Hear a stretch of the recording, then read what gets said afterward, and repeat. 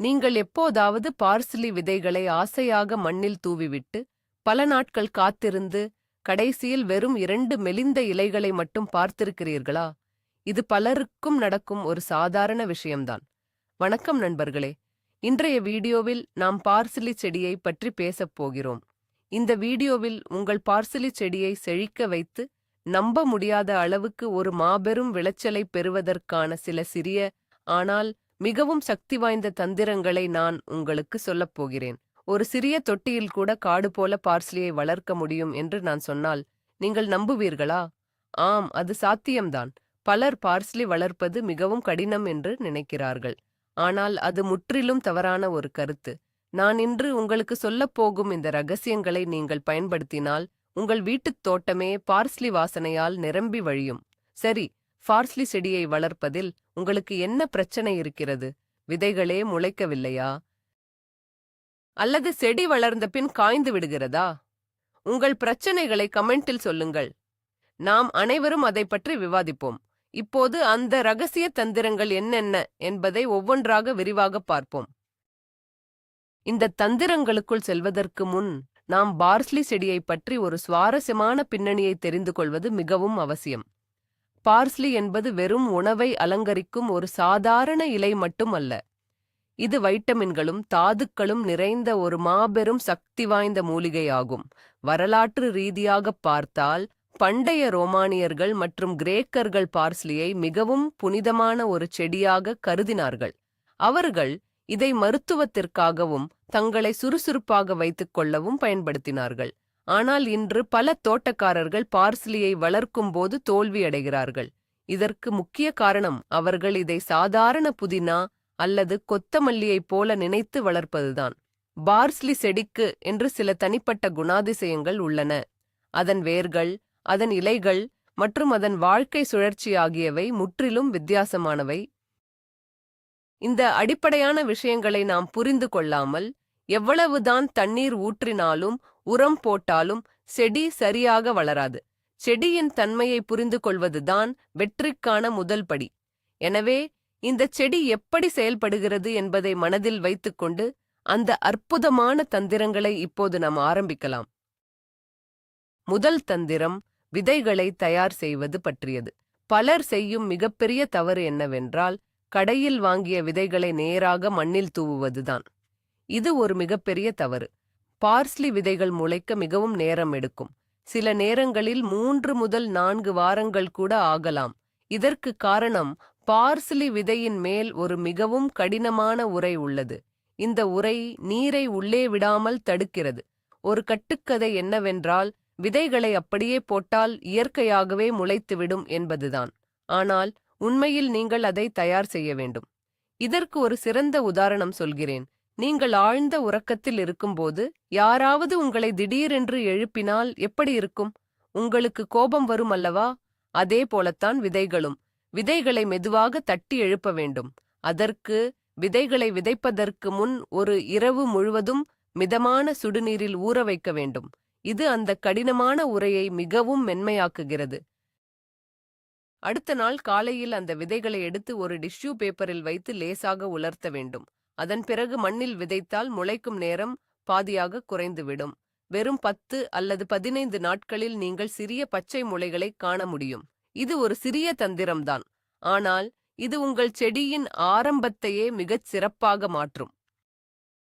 இரண்டாவது தந்திரம் விதைக்கும் மண்ணின் கலவையாகும். மண்ணை தயார் செய்வது மிகவும் முக்கியம்.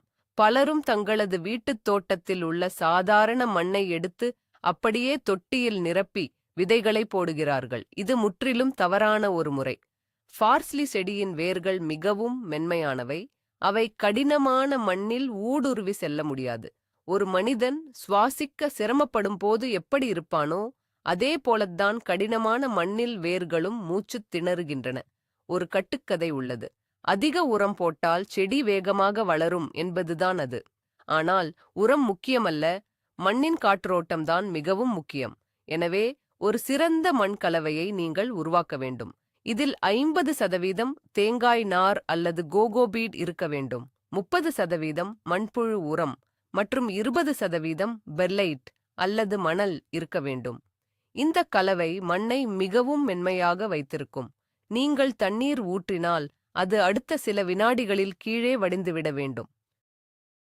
தண்ணீர் தேங்கி நின்றால் வேர்கள் அழுகிவிடும். இந்த மென்மையான மண் கலவையில் விதைகளை தூவும் போது முளைகள் எளிதாக வெளியே வரும். வேர்கள் வேகமாக ஆழமாகச் செல்லும்.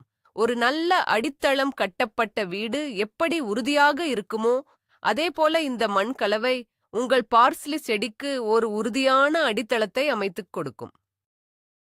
மூன்றாவது தந்திரம், தொட்டியின் அளவை சரியாக தேர்ந்தெடுப்பது. நீங்கள் என்னதான் சிறந்த மண்ணை பயன்படுத்தினாலும் தொட்டி தவறாக இருந்தால் செடி வளராது. ஒரு பொதுவான கட்டுக்கதை என்னவென்றால், பார்ஸ்லி ஒரு சிறிய செடிதானே, அதனால் அதை சிறிய மற்றும் ஆழம் குறைந்த தொட்டிகளில் வளர்க்கலாம் என்பதுதான். இது ஒரு மிகப்பெரிய பொய். பார்ஸ்லி செடிக்கு மிக நீளமான ஆணி வேர் உள்ளது. அது நேராக கீழ் நோக்கி வளரும் தன்மை கொண்டது. உங்களுக்கு மிகவும் சிறியதான காலணிகளை அணிந்து கொண்டு ஓடச் சொன்னால் உங்களால் முடியுமா? நிச்சயமாக முடியாது. வலிகள்தான் மிஞ்சும். அதே போலத்தான் ஆழம் குறைந்த தொட்டிகளில் பார்ஸ்லி வளர்ப்பதும். வேர்கள் கீழே செல்ல முடியாமல் சுருண்டு கொள்ளும். இதனால் செடியின் வளர்ச்சி முழுமையாக நின்றுவிடும். செடி வாடிப் போக ஆரம்பிக்கும். எனவே குறைந்தது 8 முதல் 10 அங்குல ஆழம் உள்ள தொட்டியை நீங்கள் தேர்ந்தெடுக்க வேண்டும். தொட்டியின் அகலத்தை விட ஆழம்தான் இங்கே மிக மிக முக்கியம். பெரிய தொட்டியில் வளர்க்கும் போது வேர்கள் சுதந்திரமாக வளரும். வேர்கள் எவ்வளவு ஆழமாக செல்கிறதோ அந்த அளவுக்கு மேலே இலைகள் அடர்த்தியாகவும் பெரியதாகவும் வளரும். எனவே பழைய பிளாஸ்டிக் டப்பாக்களில் வளர்ப்பதை நிறுத்திவிட்டு ஒரு நல்ல ஆழமான தொட்டியை வாங்கி பயன்படுத்துங்கள். இது விளைச்சலை 2 மடங்காக மாற்றும். நான்காவது தந்திரம், சூரிய ஒளியை சரியாக நிர்வகிப்பது. செடிகளுக்கு சூரிய ஒளி தேவை என்பது அனைவருக்கும் தெரியும். ஆனால் பார்ஸ்லி செடிக்கு எந்த வகையான சூரிய ஒளி தேவை என்பதில்தான் சூட்சுமம் மறைந்துள்ளது. ஒரு கட்டுக்கதை உள்ளது. செடியை நாள் முழுவதும் கொளுத்தும் வெயிலில் வைத்தால் அது வேகமாக வளரும் என்பதுதான் அந்த கட்டுக்கதை. நீங்கள் அப்படி செய்தால் உங்கள் பார்ஸ்லி செடி ஒரே வாரத்தில் கருகிப் போய்விடும். பார்ஸ்லி செடிக்கு மிதமான தட்பவெப்ப நிலைதான் பிடிக்கும். இதற்கு ஒரு அருமையான உதாரணம் சொல்கிறேன். நாம் காலையில் குடிக்கும் ஒரு மிதமான தேநீர் எப்படி உடலுக்கு புத்துணர்ச்சி தருகிறதோ அதே போலத்தான் பார்ஸ்லிக்கு காலை வெயில். காலை நேரத்தில் கிடைக்கும் 4 முதல் 5 மணி நேர மிதமான சூரிய ஒளி இந்த செடிக்கு மிகவும் ஏற்றது. மதிய நேரத்தில் அடிக்கும் கடுமையான வெயிலில் இருந்து இதை கட்டாயம் பாதுகாக்க வேண்டும். நீங்கள் இதை உங்கள் வீட்டின் பால்கனியில் கிழக்கு திசையை நோக்கி வைப்பது மிகச் சிறந்த பலனைத் தரும். கோடை காலத்தில் வெயில் அதிகமாக இருந்தால் மதிய நேரத்தில் செடியின் மேல் ஒரு சிறிய நிழல் வலையை அமைத்துக் கொடுங்கள், அல்லது தொட்டியை நிழலான இடத்திற்கு மாற்றிவிடுங்கள். அதிகப்படியான வெயில் இலைகளை மஞ்சள் நிறமாக மாற்றிவிடும். சரியான அளவு வெளிச்சம் கிடைத்தால் மட்டுமே இலைகள் கரும்பச்சை நிறத்தில் மிகவும் அழகாக வளரும். ஐந்தாவது தந்திரம், தண்ணீர் ஊற்றும் சரியான கலை. செடிகளுக்கு தண்ணீர் ஊற்றுவது மிகவும் எளிதான விஷயம் என்று பலர் நினைக்கிறார்கள். ஆனால் பார்ஸ்லியை பொறுத்தவரை இது ஒரு மிகப்பெரிய சவாலாகும். தினமும் செடிக்கு தண்ணீர் ஊற்ற வேண்டும் என்ற ஒரு தவறான நம்பிக்கை பலரிடமும் உள்ளது. இது பார்ஸ்லியை கொல்லும் முதல் ஆயுதமாகும். பார்ஸ்லி செடிக்கு எப்போதுமே ஈரப்பதம் பிடிக்கும். ஆனால் தண்ணீர் தேங்கி நிற்பது சுத்தமாக பிடிக்காது. நீங்கள் ஒரு ஸ்பாஞ்சை தண்ணீரில் நனைத்து பிழிந்து எடுத்தால் அது எப்படி ஈரமாக இருக்குமோ அதே அளவு ஈரப்பதம் தான் மண்ணிலும் இருக்க வேண்டும். ஸ்பாஞ்சிலிருந்து தண்ணீர் சொட்டுவது போல மண் இருக்கக்கூடாது. இதற்கு நீங்கள் விரல் பரிசோதனையை செய்ய வேண்டும். உங்கள் ஆள்காட்டி விரலை மண்ணில் ஒரு அங்குலம் வரை விட்டு பாருங்கள். மண் காய்ந்து இருப்பதை நீங்கள் உணர்ந்தால் மட்டுமே தண்ணீர் ஊற்ற வேண்டும். மண் ஈரமாக இருந்தால் தயவு செய்து தண்ணீர் ஊற்ற வேண்டாம். அதிகமாக தண்ணீர் ஊற்றினால் வேர் அழுகல் நோய் வந்துவிடும். குறைவாக தண்ணீர் ஊற்றினால் இலைகள் வாடிவிடும். எனவே செடியின் மொழியை நீங்கள் புரிந்து கொள்ள வேண்டும். காலை நேரத்தில் தண்ணீர் ஊற்றுவது மிகவும் சிறந்தது. இலைகளின் மேல் தண்ணீர் படும்படி ஊற்றாமல் வேர்களுக்கு அருகில் நேரடியாக தண்ணீர் ஊற்றுங்கள். இது பூஞ்சை நோய்கள் வராமல் செடியை பாதுகாக்கும். ஆறாவது தந்திரம், கத்தரிக்கும் முறை அல்லது அறுவடை செய்யும் ரகசியம். செடி கொஞ்சம் வளர்ந்த உடனே பலரும் செய்யும் தவறு செடியின் நடுப்பகுதியில் உள்ள இலைகளை வெட்டி எடுப்பதுதான். இது செடியின் வளர்ச்சியை முற்றிலுமாக தடுத்துவிடும். ஒரு கட்டுக்கதை என்னவென்றால், செடியை எப்படி வேண்டுமானாலும் வெட்டலாம் என்பதுதான். ஆனால் பார்ஸ்லி செடி நடுவில் இருந்துதான் புதிய இலைகளை உருவாக்கும். நீங்கள் ஒருவரின் முடியை வெட்டும்போது வேரோடு பிடுங்க மாட்டீர்கள் அல்லவா? முடியின் நுனியைத்தான் வெட்டுவீர்கள். அதே போலத்தான் பார்ஸ்லியும். நீங்கள் எப்போது அறுவடை செய்தாலும் செடியின் வெளிப்பகுதியில் உள்ள பெரிய இலைகளைத்தான் முதலில் வெட்ட வேண்டும். அதுவும் செடியின் அடிப்பகுதிக்கு கொஞ்சம் மேலே கத்தரிக்கோலை வைத்து வெட்ட வேண்டும். கைகளால் பிடுங்கக்கூடாது. அப்படி கைகளால் இழுத்தால் வேர்கள் ஆட்டம் கண்டுவிடும். வெளிப்பகுதியில் உள்ள இலைகளை வெட்ட வெட்ட செடியின் நடுப்பகுதியிலிருந்து புதிய இலைகள் மிக வேகமாக வளர ஆரம்பிக்கும். இது செடியை மேலும் அடர்த்தியாக வளரத் தூண்டும். தொடர்ந்து இலைகளை வெட்டி எடுப்பது செடிக்கு ஒரு நல்ல உடற்பயிற்சி போல செயல்படும். நீங்கள் வெட்டாமல் அப்படியே விட்டுவிட்டால் செடி வயதாகிப் போய் இலைகள் முரட்டுத்தனமாக மாறிவிடும். எனவே சரியான முறையில் வெட்டுவதுதான் அதிக விளைச்சலுக்கு முக்கிய காரணம். 7வது தந்திரம், காஃபி தூள் என்ற மந்திர உரம். உங்கள் வீட்டில் மீந்து போகும் காஃபி தூளை நீங்கள் என்ன செய்வீர்கள்? குப்பையில் போடுவீர்கள் அல்லவா? இனிமேல் அப்படி செய்யாதீர்கள். பார்ஸ்லி செடிக்கு தழைச்சத்து, அதாவது நைட்ரஜன், மிக மிக அவசியம். இலைகள் பெரியதாகவும் கரும்பச்சை நிறத்திலும் வளர நைட்ரஜன் தான் உதவுகிறது. காஃபி தூளில் இந்த நைட்ரஜன் அளவு மிக அதிகமாக உள்ளது. கடைகளில் விற்கும் ரசாயன உரங்களை செடிகளுக்கு போடுவது நல்லது என்ற ஒரு கட்டுக்கதை பரவலாக உள்ளது. ஆனால் அந்த ரசாயனங்கள் மண்ணின் வளத்தை அழித்துவிடும். நீங்கள் வீட்டில் வடிகட்டிய பின் மீதமாகும் காப்பி தூளை வெயிலில் காய வைத்து அதை பார்ஸ்லி செடியின் மண்ணில் லேசாக தூவி விடுங்கள். மாதத்திற்கு ஒரு முறை இப்படி செய்தால் போதும். இது செடிக்கு ஒரு எனர்ஜி ட்ரிங்க் கொடுப்பது போல செயல்படும். காஃபி தூள் மண்ணை லேசாக அமிலத்தன்மை கொண்டதாக மாற்றும். இது பார்ஸ்லி செடிக்கு மிகவும் பிடித்தமான ஒரு சூழலாகும். இதை போட்ட சில நாட்களிலேயே இலைகளின் நிறம் மாறுவதையும் செடி வேகமாகவும் அடர்த்தியாகவும் வளர்வதையும் நீங்கள் கண்கூடாக பார்க்க முடியும். இது முற்றிலும் இலவசமான ஒரு உரம். ஆனால் இதன் சக்தி ஆயிரக்கணக்கான ரூபாய் மதிப்புள்ள ரசாயன உரங்களை விட பல மடங்கு சிறந்தது. 8வது தந்திரம், முட்டை ஓடுகளை பயன்படுத்தும் முறை. பலரும் முட்டை ஓடுகளை ஒரு சிறந்த உரம் என்று நினைக்கிறார்கள். முட்டை ஓடுகளை அப்படியே உடைத்து மண்ணில் போட்டால் செடிக்கு கால்சியம் கிடைக்கும் என்று ஒரு கட்டுக்கதை உள்ளது. நீங்கள் அப்படி முட்டை ஓடுகளை அப்படியே போட்டால் அது மட்குவதற்கு பல வருடங்களாகும். இதனால் செடிக்கு எந்த ஒரு உடனடி பயனும் கிடைக்காது. பார்ஸ்லி செடியின் தண்டுகள் உறுதியாக இருக்க கால்சியம் மிகவும் அவசியம். இதற்கு முட்டை ஓடுகளை சரியான முறையில் பயன்படுத்த வேண்டும். முட்டை ஓடுகளை நன்றாக வெயிலில் காய வைத்து அதை ஒரு மிக்சியில் போட்டு தூளாக அரைத்துக் கொள்ள வேண்டும். இந்த தூளை நீங்கள் மண்ணில் கலக்கலாம். அல்லது இந்த முட்டை ஓடு தூளை கொஞ்சம் தண்ணீரில் கலந்து ஒரு வாரம் அப்படியே விட்டுவிட வேண்டும். அதன் பிறகு அந்த தண்ணீரை வடிகட்டி பார்ஸ்லி செடிக்கு ஊற்றலாம். இதை கால்சியம் தேநீர் என்று சொல்வார்கள். இந்த திரவ வடிவிலான கால்சியம் செடியின் வேர்களால் மிக எளிதாகவும் வேகமாகவும் உறிஞ்சப்படும். இது செடியின் தண்டுகளை இரும்பைப் போல உறுதியாக்கும். இதனால் செடி காற்றில் சாய்ந்து விடாமல் நேராக கம்பீரமாக வளரும். இந்த ஒரு சிறிய மாற்றம் உங்கள் செடியின் ஆரோக்கியத்தை பல மடங்கு அதிகரிக்கும். 9வது தந்திரம், மெல்லிய நாற்றுகளை கலைத்தல். இது பல தோட்டக்காரர்களுக்கு மிகவும் கஷ்டமான ஒரு விஷயமாகும். நாம் நிறைய விதைகளை தூவும் போது பல செடிகள் மிக நெருக்கமாக முளைத்து வரும். ஒரு கட்டுக்கதை என்னவென்றால், அதிக செடிகள் இருந்தால் அதிக இலைகள் கிடைக்கும் என்பதுதான். ஆனால் உண்மை என்னவென்றால், நெருக்கமாக உள்ள செடிகள் உணவுக்காகவும் தண்ணீருக்காகவும் சூரிய ஒளிக்காகவும் தங்களுக்குள் சண்டையிட்டுக் கொள்ளும். முடிவில் எந்த செடியும் சரியாக வளராது. ஒரு சிறிய அறையில் 10 பேரை அடைத்து வைத்தால் எப்படி மூச்சு முட்டுமோ அதே நிலைமைதான் செடிகளுக்கும். எனவே செடிகள் 2 அங்குலம் வளர்ந்த பிறகு மிகவும் வலிமையாக உள்ள செடிகளை மட்டும் விட்டுவிட்டு மெலிதாக மற்றும் பலவீனமாக உள்ள செடிகளை நாம் பிடுங்கி எறிய வேண்டும். 2 செடிகளுக்கு இடையே குறைந்தது 4 அங்குல இடைவெளி கட்டாயம் இருக்க வேண்டும். இந்த செயல்முறைக்கு ஆங்கிலத்தில் தின்னிங் என்று பெயர். நல்ல செடிகளை பிடுங்க வேண்டியிருக்கிறதே என்று கவலைப்பட வேண்டாம். நீங்கள் ஒரு பலவீனமான செடியை தியாகம் செய்வதன் மூலம் பக்கத்தில் உள்ள வலிமையான செடிக்கு ஒரு சிறந்த வாழ்க்கையை அமைத்துக் கொடுக்கிறீர்கள். இடைவெளி விட்டு வளரும் செடிகள்தான் மிகப்பெரிய இலைகளையும் அதிக விளைச்சலையும் கொடுக்கும்.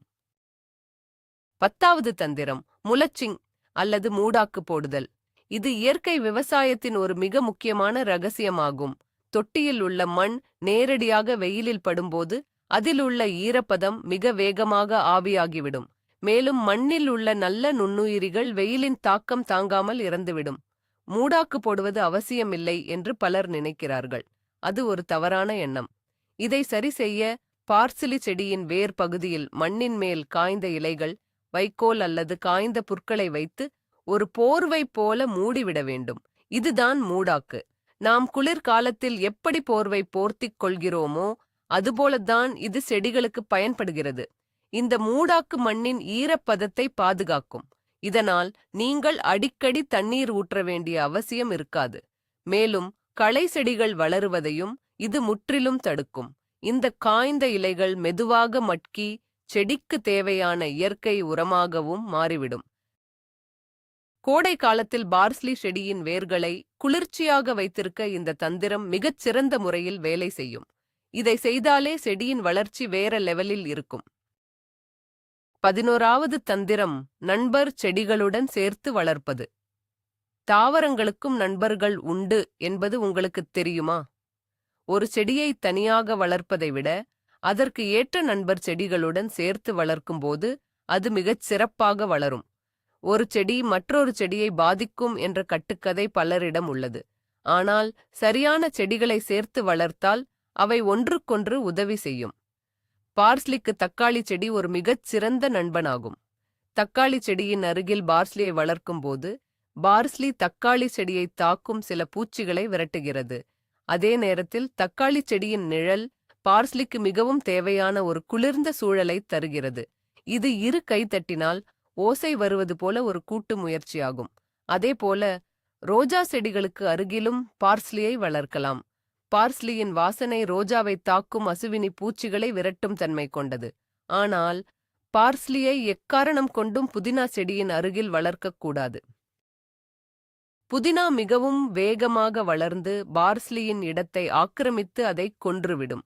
எனவே சரியான நண்பர்களை தேர்ந்தெடுத்து பார்ஸ்லியை வளர்த்தால் விளைச்சல் கற்பனைக்கு எட்டாத அளவுக்கு அதிகரிக்கும்.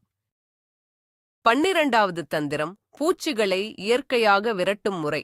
பார்ஸ்லி செடியை தாக்கும் மிகப்பெரிய எதிரி சிலந்திப் பூச்சிகள் மற்றும் கம்பளிப் பூச்சிகளாகும். பலர் பூச்சிகளை பார்த்தவுடன் உடனே ரசாயன பூச்சிக்கொல்லிகளை வாங்கி அடிக்கிறார்கள். இது செடியை காப்பாற்றாது. மாறாக அந்த செடியின் இலைகளை நாம் சாப்பிடும்போது அது நமக்கே விஷமாக மாறிவிடும். ரசாயனங்கள் மட்டுமே பூச்சிகளை கொல்லும் என்பது ஒரு மிகப்பெரிய கட்டுக்கதை. இயற்கை முறையில் பூச்சிகளை விரட்ட ஒரு எளிய தந்திரம் உள்ளது. 1 லிட்டர் தண்ணீரில் 5 மில்லி வேப்ப எண்ணெய் மற்றும் 1 ஸ்பூன் சோப்பு திரவம் ஆகியவற்றை கலந்து நன்றாக குலுக்கிக் கொள்ள வேண்டும். இதை வாரத்திற்கு ஒரு முறை செடியின் இலைகள் மேல், குறிப்பாக இலைகளின் அடிப்பகுதியில் நன்றாக ஸ்ப்ரே செய்ய வேண்டும். வேப்ப எண்ணெயின் கசப்புத்தன்மை எந்த ஒரு பூச்சியையும் செடியின் அருகில் கூட வரவிடாது. இது செடிக்கு ஒரு பாதுகாப்பு கவசம் போல செயல்படும். மேலும் இலைகளில் ஏதேனும் புழுக்கள் இருந்தால் அவற்றை கைகளால் எடுத்து அப்புறப்படுத்துவதுதான் மிகச் சிறந்த வழி. இயற்கையான முறைகளை பின்பற்றுவதுதான் செடிக்கும் நல்லது. அதை உணவாக உட்கொள்ளும் நமக்கும் மிகவும் நல்லது. 13வது தந்திரம், திரவ உரங்களின் மாயாஜாலம். செடிகளுக்கு திட நிலையில் உள்ள உரங்களை விட திரவ நிலையில் உள்ள உரங்கள் மிக வேகமாக வேலை செய்யும். நீங்கள் உரம் போட்ட அடுத்த நாளே செடியில் மாற்றத்தை காண வேண்டுமென்றால் திரவ உரங்களை தான் பயன்படுத்த வேண்டும். வீட்டில் உள்ள காய்கறி கழிவுகளை செடிக்கு அப்படியே போடுவது நல்லது என்ற ஒரு கட்டுக்கதை உள்ளது. அப்படி போட்டால் அதில் எறும்புகளும் பூஞ்சைகளும் தான் உருவாகும். அதற்கு பதிலாக அந்த காய்கறி கழிவுகள், பழத்தோல்கள் மற்றும் வெங்காயத் தோல்களை ஒரு வாளியில் போட்டு அதில் தண்ணீர் நிரப்பி 3 அல்லது 4 நாட்கள் புளிக்க விட வேண்டும். அதன் பிறகு அந்த தண்ணீரை மட்டும் வடிகட்டி எடுத்து அதோடு சம அளவு சாதாரண தண்ணீர் கலந்து பார்ஸ்லி செடிக்கு ஊற்ற வேண்டும். இதை கம்போஸ்ட் டீ என்று அழைப்பார்கள். நீங்கள் சோர்வாக இருக்கும்போது ஒரு குளுக்கோஸ் குடித்தால் எப்படி உடனடி சக்தி கிடைக்குமோ அதேபோல இந்த கம்போஸ்ட் டீ செடிக்கு உடனடி சக்தியை கொடுக்கும். இதில் அனைத்து விதமான நுண் சத்துக்களும் நிறைந்துள்ளன. 18 நாட்களுக்கு ஒரு முறை இந்த திரவ உரத்தை கொடுத்தால் பார்ஸ்லி செடியின் இலைகள் உங்கள் உள்ளங்கை அளவுக்கு பெரிதாக வளரும். 14வது தந்திரம் பூ பூப்பதை தடுத்தல் அல்லது தாமதப்படுத்துவது. பார்ஸ்லி செடி வளரும் போது ஒரு கட்டத்தில் அதன் நடுவில் இருந்து ஒரு நீண்ட தண்டு வந்து அதில் பூக்கள் பூக்க ஆரம்பிக்கும். பூக்கள் பூப்பது நல்லது என்று பலரும் நினைக்கிறார்கள். அது ஒரு மாபெரும் கட்டுக்கதை. பார்ஸ்லி செடியில் பூக்கள் பூக்க ஆரம்பித்துவிட்டால் செடி தனது முழு ஆற்றலையும் விதைகளை உருவாக்குவதற்கே செலவிடும். அதன் பிறகு இலைகளின் வளர்ச்சி முற்றிலுமாக நின்றுவிடும். மேலும் இலைகள் கசப்பாக மாறத் தொடங்கிவிடும். எனவே நமக்கு இலைகள்தான் வேண்டும் என்பதால் நாம் அந்த பூக்களை பூக்க விடக்கூடாது. இதை தடுப்பது எப்படி? செடியின் நடுவில் அந்த நீண்ட தண்டு வளரத் தொடங்கும் போதே அதை ஒரு கத்தரிக்கோல் கொண்டு வெட்டி எறிந்துவிட வேண்டும். தலையை வெட்டினால் செடி இறந்துவிடும் என்று பயப்பட வேண்டாம். அந்த பூக்கும் தண்டை வெட்டுவதன் மூலம் நீங்கள் செடிக்கு ஒரு செய்தியை அனுப்புகிறீர்கள். அதாவது, இன்னும் விதைகளை உருவாக்கும் நேரம் வரவில்லை, நீ தொடர்ந்து இலைகளை மட்டும் உருவாக்கு என்று செடியை ஏமாற்றுகிறீர்கள்.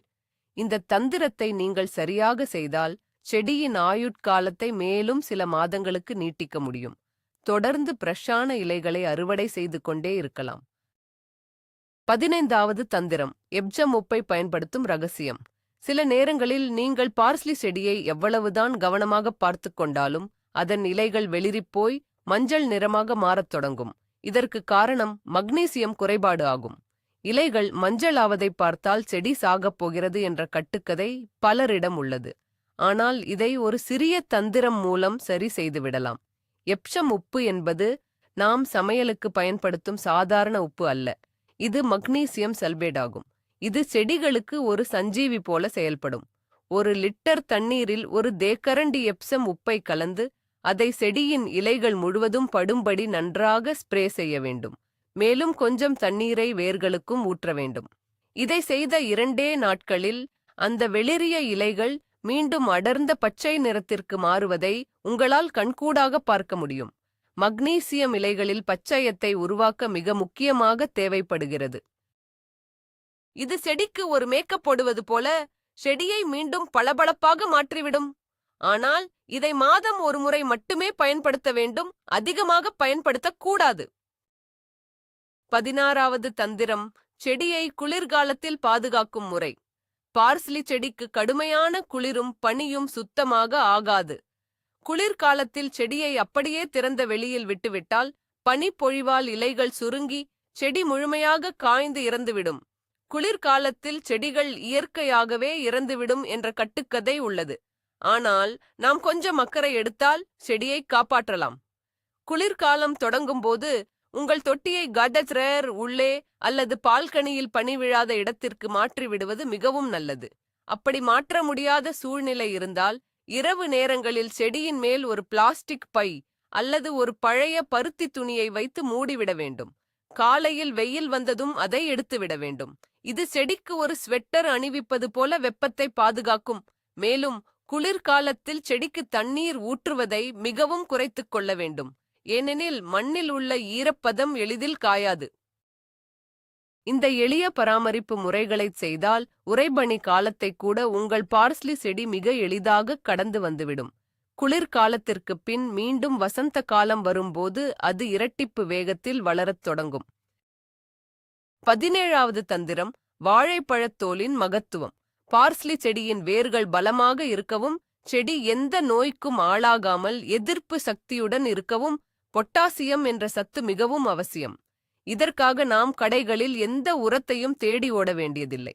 பொட்டாசியம் சத்து நமது வீட்டிலேயே, அதுவும் நாம் தூக்கி எறியும் வாழைப்பழத்தோலில் கொட்டிக் கிடக்கிறது. பலரும் வாழைப்பழத்தோலை நேரடியாக மண்ணில் போடுவார்கள். அப்படி போடுவது ஒரு கட்டுக்கதையான உரம் தயாரிப்பு முறையாகும். அது செடிக்கு சூட்டை கிளப்பி விட்டுவிடும். சரியான முறை என்னவென்றால், வாழைப்பழத் தோல்களை சிறிய சிறிய துண்டுகளாக நறுக்கி அதை வெயிலில் 1 வாரம் நன்றாக காய வைக்க வேண்டும். அது காய்ந்து சருகாக மாறிய பின் அதை மிக்சியில் போட்டு தூளாக்கிக் கொள்ள வேண்டும். இந்த வாழைப்பழத் தோல் பொடியை 2 ஸ்பூன் அளவுக்கு எடுத்து பார்ஸ்லி செடியின் மண்ணில் கலந்துவிட வேண்டும். இது மண்ணில் மெதுவாக கரைந்து செடிக்குத் தேவையான பொட்டாசியம் சத்தை தொடர்ந்து கொடுத்து கொண்டே இருக்கும். இதை நீங்கள் செய்யும்போது உங்கள் பார்ஸ்லி செடியின் தண்டுகள் முன்பை விட மிகவும் தடிமனாகவும் இலைகள் அதிக பளபளப்பாகவும் மாறுவதை நீங்களே உணர்வீர்கள். இது ஒரு மிகச் சிறந்த இயற்கை ஊக்கியாகும். 18வது தந்திரம் பார்ஸ்லியின் வாழ்க்கை சுழற்சியை புரிந்து கொள்வது. பார்ஸ்லி செடி எத்தனை வருடங்கள் வாழும் என்று உங்களுக்குத் தெரியுமா? பல தோட்டக்காரர்கள் இது பல வருடங்கள் வளரும் என்று நினைத்துக் கொள்கிறார்கள். இது ஒரு தவறான தகவல். பார்ஸ்லி என்பது ஒரு ஈராண்டு தாவரமாகும். அதாவது இது 2 வருடங்கள் மட்டுமே உயிர் வாழும். முதல் வருடம் முழுவதும் இது தனக்கான இலைகளை வளர்ப்பதிலும் வேர்களை பலப்படுத்துவதிலும் தனது முழு கவனத்தையும் செலுத்தும். நாம் முதல் வருடம் முழுவதும் பற்பூரமான அறுவடையைப் பெறலாம். ஆனால் 2வது வருடம் அதன் குணாதிசயம் முற்றிலுமாக மாறிவிடும். 2வது வருடத்தில் அது இலைகளை உருவாக்குவதை குறைத்துவிட்டு பூத்து காய்த்து விதைகளை உருவாக்குவதில் கவனம் செலுத்தும். இதுதான் இயற்கையின் நியதி. நாம் இதை மாற்ற முடியாது. இதை புரிந்து கொள்ளாமல் 2வது வருடத்தில் செடி ஏன் வளரவில்லை என்று பலரும் கவலைப்படுகிறார்கள். எனவே 2வது வருடத்தில் நீங்கள் அந்த செடியிலிருந்து புதிய விதைகளை சேகரித்துக் கொள்ள வேண்டும். செடி காய்ந்து இறந்த பிறகு அந்த பழைய செடியை பிடுங்கி எறிந்துவிட்டு நீங்கள் சேகரித்த புதிய விதைகளைக் கொண்டு மீண்டும் ஒரு புதிய செடியை உருவாக்க வேண்டும். இந்த சுழற்சியை நீங்கள் புரிந்து கொண்டால் மட்டுமே தொடர்ந்து பார்ஸ்லியை வளர்க்க முடியும். 19வது தந்திரம் மண்ணை கிளறிவிடும் கலை. செடியை நட்டு தண்ணீர் ஊற்றினால் மட்டும் போதாது. செடியின் வேர்களுக்கு ஆக்சிஜன் செல்வது மிக முக்கியமாகும். பலரும் நட்டதோடு சரி, அதன் பிறகு மண்ணை தொடுவதே இல்லை. இது ஒரு தவறான முறையாகும். நீங்கள் தொடர்ந்து தண்ணீர் ஊற்றும்போது மேல் பரப்பில் உள்ள மண் மிகவும் இறுகி ஒரு பாறை போல மாறிவிடும். இதனால் தண்ணீர் கீழே செல்லாது, வேர்களுக்கும் காற்று கிடைக்காது. இதைத் தவிர்க்க 15 நாட்களுக்கு ஒருமுறை ஒரு சிறிய குச்சி அல்லது கரண்டியை வைத்து செடியின் வேர்களுக்கு எந்த சேதமும் வராதபடி மேல் மண்ணை லேசாக கிளறிவிட வேண்டும். இதை செய்யும்போது மிகவும் ஆழமாக கிளறக்கூடாது. வெறும் ஒரு அங்குல ஆழத்திற்கு மண்ணை தளர்த்தி விட்டால் போதும். இது மண்ணில் காற்றோட்டத்தை அதிகரிக்கும். நாம் மூச்சு விடுவது போல வேர்களும் சுதந்திரமாக மூச்சுவிடும். மேலும் மண்ணில் உள்ள நல்ல பாக்டீரியாக்கள் செழித்து வளர இது உதவி செய்யும். இந்த சிறிய செயல் செடியின் வளர்ச்சி வேகத்தை 20% வரை அதிகரிக்கும். மண்ணை கிளறும் போது ஏதேனும் காய்ந்த இலைகள் விழுந்து கிடந்தால் அவற்றையும் அப்புறப்படுத்தி விடுவது செடிக்கு நோய்கள் வராமல் தடுக்கும் ஒரு சிறந்த முறையாகும். 20வது மற்றும் இறுதி தந்திரம் அறுவடை செய்த பார்ஸ்லியை பாதுகாக்கும் ரகசியம். உங்கள் செடி அமோகமாக வளர்ந்து நீங்கள் நிறைய இலைகளை அறுவடை செய்து விட்டீர்கள் என்று வைத்துக் கொள்வோம். அத்தனை இலைகளையும் ஒரே நாளில் நாம் சமையலுக்கு பயன்படுத்த முடியாது அல்லவா? பலரும் இதை அப்படியே பிரிட்ஜில் வைத்து விடுவார்கள். 2 நாட்களில் அது கருப்பாக மாறி அழுகிவிடும். பார்ஸ்லியை எப்படி பாதுகாப்பது என்பது ஒரு பெரிய கலை. இதை நிழலில் காய வைத்து பயன்படுத்தலாம் என்ற ஒரு கட்டுக்கதை உள்ளது. அப்படி காய வைத்தால் அதன் உண்மையான வாசனையும் சுவையும் காற்றில் பறந்துவிடும். சரியான தந்திரம் என்னவென்றால், பார்ஸ்லி இலைகளை பொடியாக நறுக்கிக் கொள்ளுங்கள். ஒரு ஐஸ் கியூப் ட்ரேயை எடுத்துக் கொள்ளுங்கள். அதில் இந்த நறுக்கிய பார்ஸ்லி இலைகளை போட்டு அதன் மேல் சுத்தமான ஆலிவ் எண்ணெய் அல்லது சமையல் எண்ணெயை ஊற்றி நிரப்புங்கள். பிறகு இதை பிரீசரில் வைத்து உறைய வையுங்கள். அவ்வளவுதான். உங்களுக்கு தேவைப்படும் போது அந்த ஐஸ் கட்டிகளை எடுத்து அப்படியே சூடான பாத்திரத்தில் போட்டு சமைக்கலாம். இது பல மாதங்களானாலும் பார்ஸ்லியின் அசல் சுவையையும் அந்த பிரஷ்ஷான பச்சை நிறத்தையும் கொஞ்சமும் மாறாமல் அப்படியே பாதுகாக்கும். இது உங்கள் உழைப்பை வீணாக்காமல் தடுக்கும் மிகச் சிறந்த வழியாகும். நண்பர்களே, இவ்வளவு நேரம் பார்ஸ்லி செடியை வளர்ப்பதில் உள்ள மிக முக்கியமான ரகசியங்களையும் தந்திரங்களையும் நாம் விரிவாக பார்த்தோம். விதைகளை ஊற வைப்பதில் தொடங்கி சரியான மண் கலவை, ஆழமான தொட்டி, மிதமான சூரிய ஒளி, காஃபி தூள் மற்றும் எப்சம் உப்பு போன்ற இயற்கை உரங்கள் என பல விஷயங்களை நாம் தெரிந்து கொண்டோம். இந்த சிறிய தந்திரங்களை நீங்கள் உங்கள் தோட்டத்தில் செயல்படுத்தினால் பார்ஸ்லி வளர்ப்பது என்பது ஒரு மேஜிக் போல மிக எளிதாகிவிடும். இனி நீங்கள் கடைகளுக்குச் சென்று பார்ஸ்லி வாங்க வேண்டிய அவசியமே இருக்காது. உங்கள் வீட்டில் ஒரு சிறிய தொட்டியில் நீங்களே உங்கள் கைகளால் வளர்த்த எந்த ரசாயனமும் இல்லாத முற்றிலும் இயற்கையான பார்ஸ்லியை அறுவடை செய்யும் போது கிடைக்கும் அந்த மகிழ்ச்சிக்கும் திருப்திக்கும் அளவே கிடையாது. இந்த ஒவ்வொரு குறிப்பும் பல வருட தோட்டக்கலை அனுபவத்தில் இருந்து எடுக்கப்பட்டவை. சரி, இப்போது சொல்லுங்கள், நான் சொன்ன இந்த 20 தந்திரங்களில் எந்த தந்திரம் உங்களுக்கு மிகவும் ஆச்சரியமாக இருந்தது? அல்லது எந்த தந்திரத்தை நீங்கள் முதலில் உங்கள் செடிக்கு செய்து பார்க்கப் போகிறீர்கள்? உங்கள் பதில்களை கீழே கமெண்டில் மறக்காமல் சொல்லுங்கள். இந்த வீடியோ உங்களுக்கு மிகவும் பயனுள்ளதாக இருந்திருக்கும் என்று நம்புகிறேன். இந்த வீடியோ பிடித்திருந்தால் உடனே ஒரு லைக் போடுங்கள். உங்கள் நண்பர்கள் மற்றும் தோட்டக்கலை ஆர்வலர்களுக்கும் இதை ஷேர் செய்யுங்கள்.